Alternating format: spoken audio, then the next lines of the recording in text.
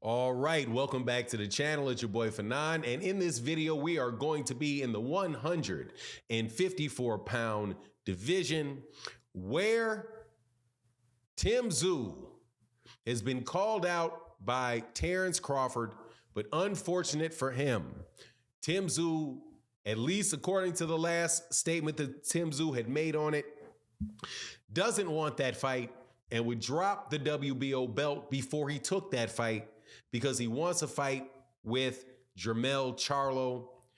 Let's talk about that in this video.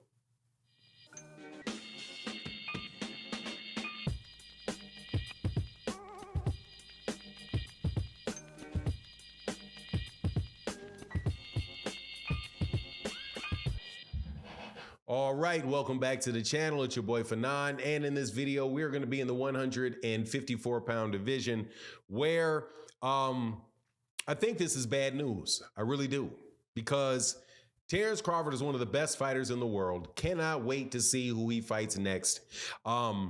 It could be Errol Jr. in a rematch. It could be Tszyu at 154 pounds. However, it seems as if, listening to what Tszyu had said about a fight with anybody other than Jermell Charlo, that will probably not happen next. Number one, the mandatory is not due for Tszyu yet, because Tszyu himself was the mandatory for Jermell Charlo. He fought the mid part of last year, so that mandatory is not due to be called for a while. And he said that he wants to fight Jermell Charlo, and that he would not feel right if he did not fight Jermell Charlo to get the two belts that Jermell Charlo has, which are, I do believe, the IBF and the WBA titles. He wants those titles, and he would drop a belt. He would drop the WBO belt to fight Jermell Charlo.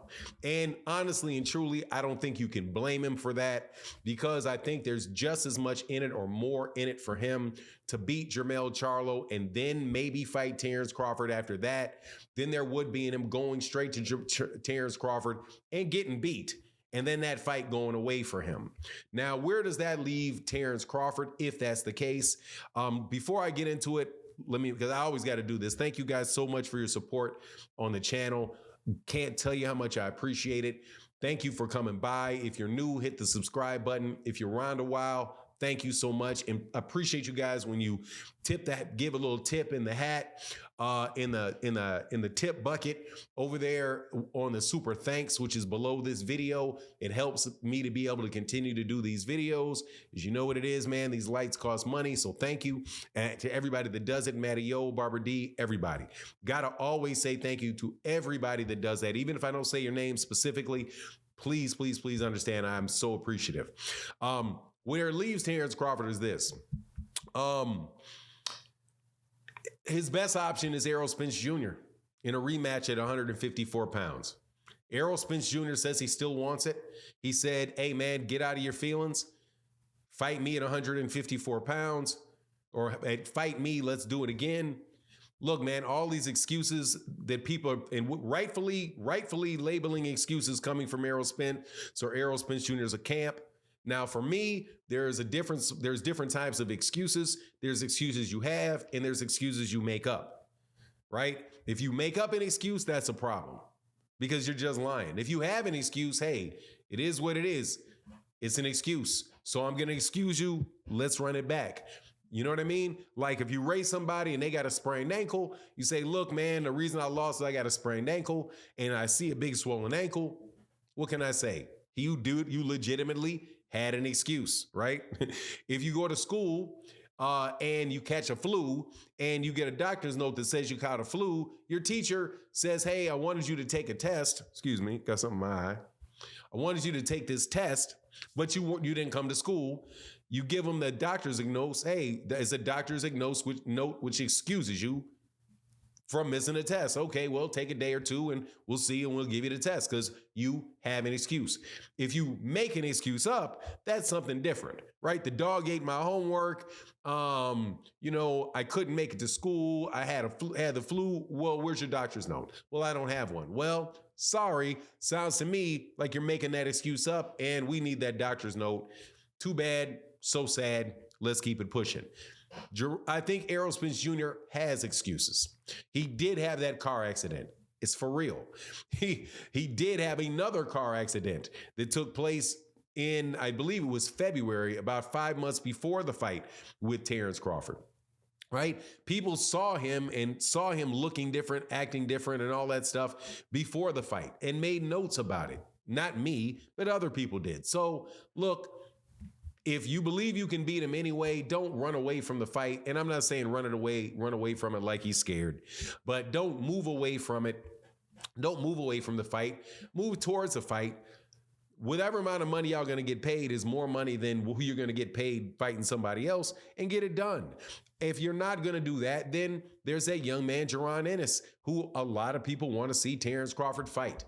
Now, again, my take on that is that Terence Crawford does not have to fight Jaron once he drops those belts. Once you drop those belts, then you do not have to fight Jaron Ennis.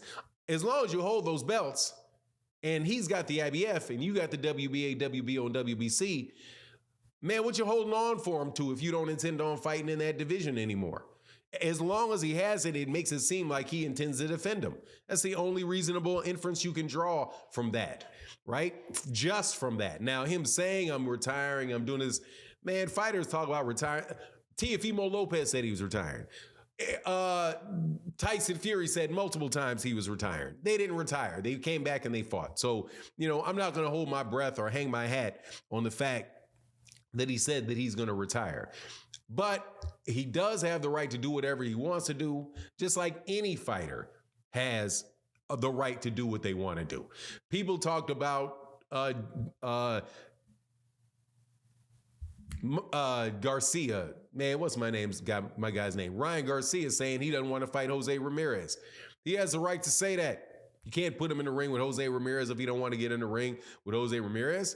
It doesn't matter if you're a promoter, if your promoter wants you to fight him or not. If he says no, the answer is no. You can't force him to fight any particular person, right? He has to approve the fight. Now, he can't go fight with another promoter, and eventually he and the promoter have got to mutually agree as to who it is going to be. But, nobody can hold him down. So I'm looking forward to seeing what Terence Crawford's going to do. Look forward to seeing him in the ring. I'm not going to say I look forward to his retirement, but once his retirement comes around, I'm going to lay the flowers out for the guy, because how can you not, with an excellent career like he had, just a spectacular fighter? I think he's a really good dude from everything that I've seen. The only criticism I've ever had with him is he's got funny business. He's got funny business, I wouldn't say ethics, but he's got funny business strategies that are, I think a little bit questionable. Don't really like how he goes about his business, at least from the angle that I can see it. But at the end of the day, great fighter. Can't wait to see what he does next. That's my take on the matter. Please let me know what you think in the comment section. And with that, I'm out. Peace.